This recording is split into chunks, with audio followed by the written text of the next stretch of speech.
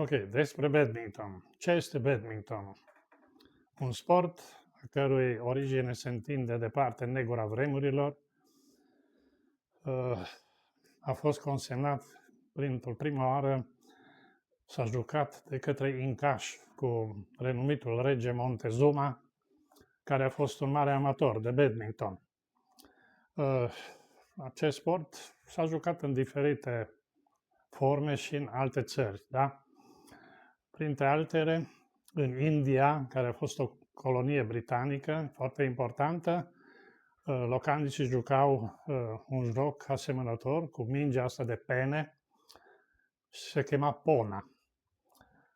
Ofițerii englezi au preluat acest joc, li s-a părut foarte interesant, dar au pus bazele jocului de astăzi, au făcut un regulament și principalul inițiator sau fondator al badmintonului modern a fost prințul Beaufort, care în localitatea Badminton, că este o localitate în Anglia, care a făcut prima echipă sau primul teren trasat, tot, deci s-au făcut niște regulamente. În 1934 s-a făcut prima asociație sau federație de badminton, bineînțeles în Imperiul ăsta britanic, de britanici. Cu timpul acest sport a cunoscut un succes, dar a fost, mai ales la curțile regale, deci a fost considerat un joc de înaltă societate. Și a avut priză, da? Regina Cristina a Suediei a fost iar o jucătoare foarte pasionată de acest sport. La ora actuală, badmintonul este considerat un joc foarte complex și care necesită atât fizic, deci necesită organism atât fizic, cât și psihic, pentru că este diversificat în diferite domenii, deci în tactic, de multe ori este semănat cu jucătorii de șah, cei care joacă contra cronometru. Trebuie să iei niște decizii foarte rapide într-un timp foarte scurt.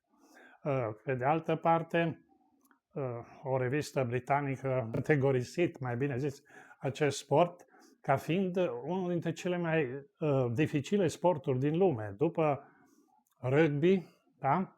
Care se știe că în Anglia era la mare vogă și acum, nu? Badmintonul întrunește niște calități și foarte, foarte dure pentru un sportiv. Bineînțeles, dacă îl faci la înaltă performanță. Deci primul președinte al Federației Mondiale, Sir Thomas, a spus: domnule, badmintonul are o calitate.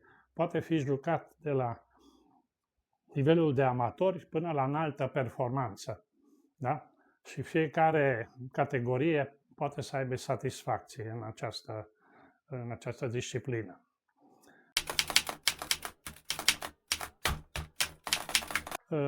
Dacă e să luăm acum la nivel internațional cum a ajuns badmintonul în România.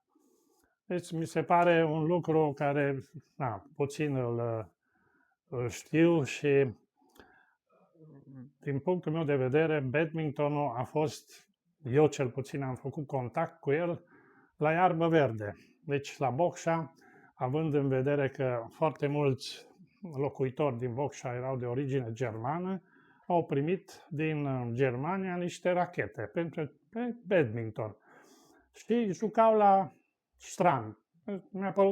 Mi s-a părut un joc interesant, am jucat și eu și l-am găsit foarte, foarte distractiv. Cu ocazie de a mers cu un coleg de-al meu până la Reșița, am văzut în vitrina unui magazin sportiv rachete de badminton. Da, magazinul era închis.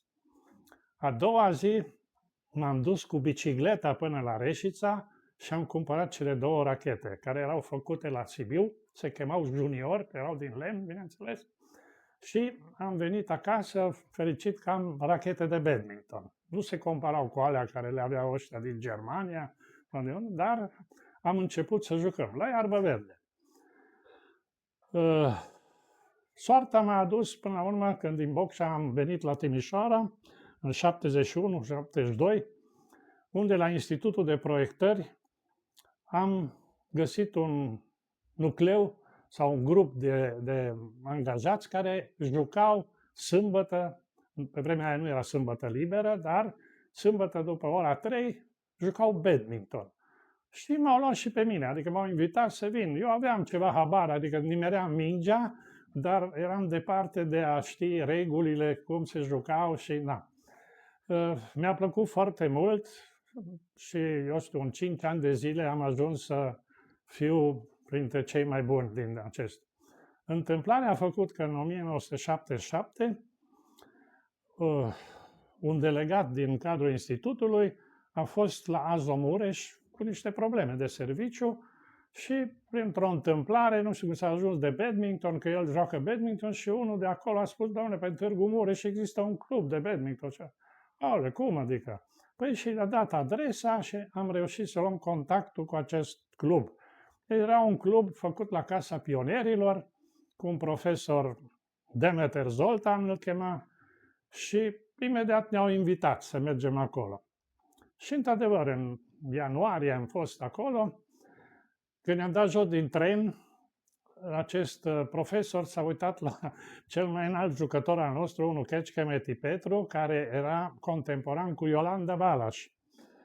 Au făcut antrenament pe același stadion, el a fost sprinter și Iolanda era săritoare în înălțime. Și s-a uitat așa oarecum profesorul ăsta, așa cu un zâmbet pe buze la noi. Eu eram pe vremea aia cel mai tânăr și aveam 30 de ani, restii toți erau peste 40, peste nu știu ce. Și ne-a dus la sala de sport a Facultății de Medicină din Cluj, unde era un teren de badminton și am început să jucăm. Și spre marea lor surprindere, i-am bătut pe ăștia fără drept de apel. Deci scorul a fost parcă 7-2, dar ei s-au mirat, păi voi de unde știți așa ceva? Și atunci colegii mei ăștia care au mai în vârstă au spus, bă, pe noi jucăm din anii 50, 60, nu? Noi jucăm așa ca amatorist, nu? Și ei știau niște lucruri, ăștia știau altceva și până la urmă ne-am ajuns să fim la un numitor comun și ne-am propus la o sticlă de suc să încercăm să mediatizăm acest sport, da? Colegii mei care erau deja o vârstă, nu prea erau ei încântați că ei se apucă acum de copii și nu știu ce, dar o să ok. Eu am preluat acest lucru și prima dată, în cadrul institutului, copii ai angajaților din institut au început să vină, da?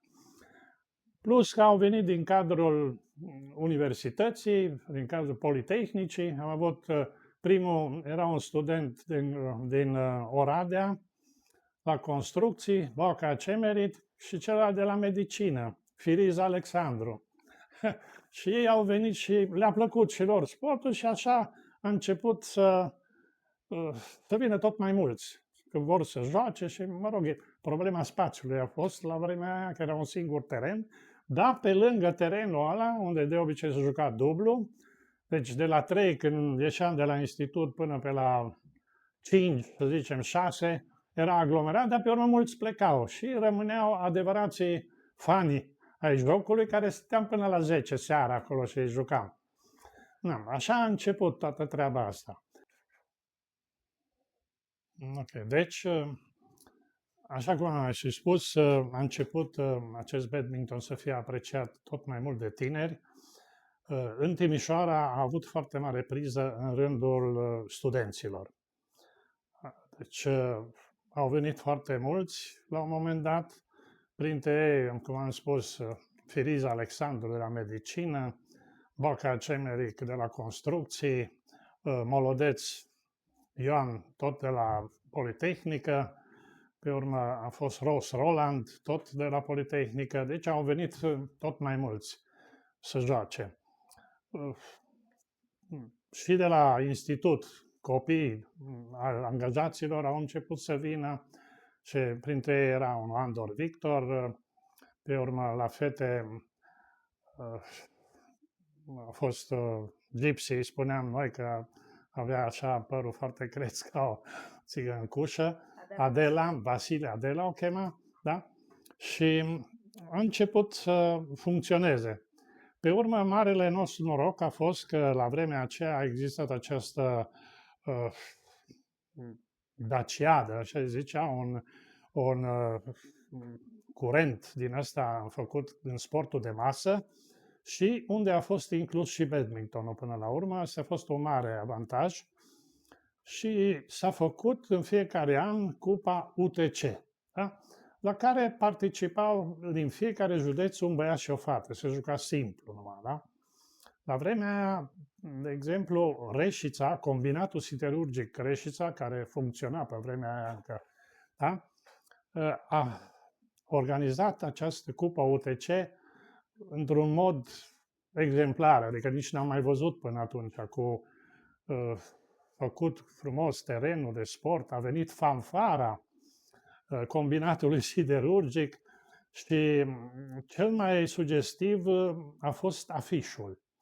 Deci afișul reprezenta un tren, deci o locomotivă care trăgea niște vagoane și vagoanele, numele vagoanelor erau sporturi. Deci după locomotivă veneau în fond importanța sportului conta. Era fotbal, handbal, nu știu ce, și la sfârșit un mic vagon pe care scria badminton. A fost foarte sugestiv, pentru că la vremea aia nu s-a predat mare importanță badmintonului. Deci noi n-am avut voie să avem o federație înainte de Revoluție, pentru că era considerat sport burghez. Însăși vestitul jucător al nostru, Năstase, care a spus, da, el a văzut în vest că badmintonul se joacă foarte mult, da? Și este un joc destul de atractiv.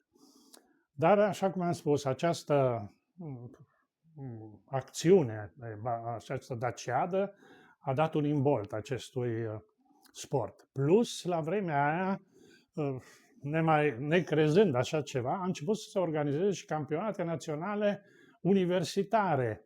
Deci nu aveam federație, dar în rândul studenților a prins foarte mult această ramură sportivă și centre ca București, Târgu Mureș, Cluj, au început, Timișoara, bineînțeles, să joace badminton. Un personaj care a ajutat foarte mult în acest sport universitar a fost doamna Doina Moț, care înainte Coste o chema. Ea a fost capitan de echipă al echipei de volei la Olimpiada din Tokyo. Da? Și fiică s-a jucat și ea badminton și atunci ea ne-a ajutat și a organizat la nivelul de politehnică acest curs de badminton. Și s-a dus și la vremea aia timișorenii câștigau aproape toate competițiile.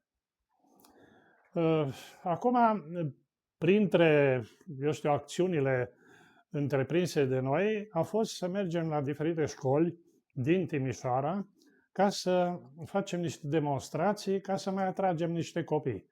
Bineînțeles că ne-am dus la liceele de top din Timișoara, Loga, Lenau, și a avut priză. Deci au venit. Pot să te întrerup puțin aici? După cum vedeți, acest caiet cuprinde patina timpului. Sunt impresiile copiilor de pe atunci, de la liceul Lenau, și întotdeauna cele spuse de copii sunt niște adevăruri autentice. Și voi citi aici o impresie pe care a lăsat asupra lui Adi Rizin, Dan Teodorescu, Michi, nu mai știu cine este, Nicușor Vintilă, Șvanț și Florentin Ban. O zi de școală ca oricare alta, dar totuși avea ceva aparte. Se vorbea în școală de un concurs de badminton, cum îi spuneam pe atunci. Ne-am dus să ne interesăm. Am găsit la poartă un afiș. Federballwettbewerb in Turnhof und Saal. Am 16. Oktober 1980 um 4 Uhr. Preis ein Schläger. Traducere. Concurs de wettbewerb. Concurs de Federball este badminton în germană. Concurs de badminton în sala de sport și în în sală în 17 octombrie 1980 la ora 4. Ca și premiu, o rachetă. Am fost atrași de premiul concursului și ne-am dus. La 4 era mare aglomerație în curte și în sală. S-a trasat un teren cu cărămidă, s-a montat fileul și au început să joace doi tipi. Unul mai înalt cu barbă, celălalt mic și brunet. Nota bene, Roli Ros și Ucă Molodescu. Pe marginea terenului stăteau antrenori, unul cu barbă, și celălalt șaten. Ne-am uitat cum au jucat un set, apoi ni s-a explicat și nouă cum se joacă, care sunt regulile și am fost puși să jucăm. Jocul nostru nu semăna nici pe departe cu cel al celor doi. Stopăiam și alergam anapoda în teren. Unora dintre noi i s-a propus să vină la antrenament la sala uzinei UMT, că peste 2 săptămâni să se desfășoare concursul propriu-zis. În ziua concursului, o sâmbătă, s-au adunat numeroși concurenți. Majoritatea erau băieții de la Lena. Concurenții au luptat pentru fiecare minge, fiecare în felul lui. Primele 3 locuri au fost ocupate de Dan Teodorescu, Nicușor Vitilă și Ținu Panu. Câțiva dintre noi au rămas mai departe, venind cu destulă regularitate la antrenamente. Fete au fost la concurs doar 3 adepte, cele mai vechi ale acestui sport, Gabi, Lili și Mariana. Cristina era antrenorul, el ne explica fiecare lovitură, fiecare regulă. Prin felul lui de a fi, ne-a făcut să iubim badmintonul și pe el. Pe parcursul timpului au plecat unii, dar au venit alții. Îndrăgeam sportul acesta din ce în ce mai mult. Un antrenament consta în 15-20 de minute încălzire, iar după aceea exersarea diferitelor lovituri. În ultima jumătate de oră jucam meci. Meciurile noastre de dublu erau o alureală absolută. Dădeam unul peste altul, ne loveam cu racheta, ne certam, etc. Ăia mari râdeau în hohote de noi, dar și noi ne distram. Din aprilie 81 au venit alți 2 noviți, Gigi și Cumiță. George Selegea, este Gigi. Gigi a progresat foarte repede și a ajuns printre cei buni.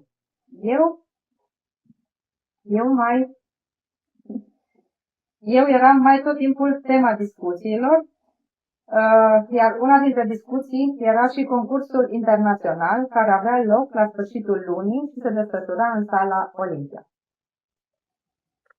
Asta este povestea celor de la Lenau care au venit la badminton în 80.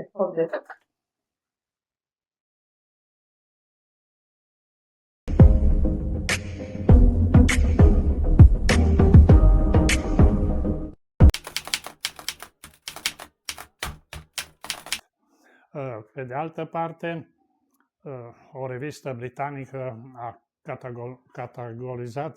categorisit, mai bine zis,